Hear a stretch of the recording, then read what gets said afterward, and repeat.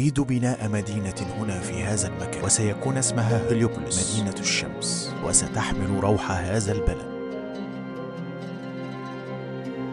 احنا مش حاسين بأهمية وعظمة المعمار والتراث بتاع مصر الجديدة. مصر الجديدة كان البارون إمبانج هو خلى ناس تعمل التراث ده خصيصا لمصر الجديدة. حتى هو الطراز المعماري ده اسمه هليوبوليس اركيتكتشر، توحي من خليط مصري مغربي فارسي أوروبي، مش موجود في حتة تانية. كان فيها أكبر فندق في العالم اللي هو القصر الاتحادية، أول مدينة ملاهي، كان أكبر نادي رياضي اللي هو كان نادي هليوبوليس وتاخد أجزاء منه. عندك مصر الجديدة دي لوحدها ممكن تبقى وجهة السائح جاي يشوف قصة هليوبوليس. نرجع تاني مهرجان الكوربة، نعمل منطقة الكوربة دي منطقة مشاة بس، ونحيي كل المباني القديمة بتاعت مصر الجديدة ونطورها. أتمنى إن أنا أكون في موقع إن أنا أقدر أقوم بدور فيها يعني.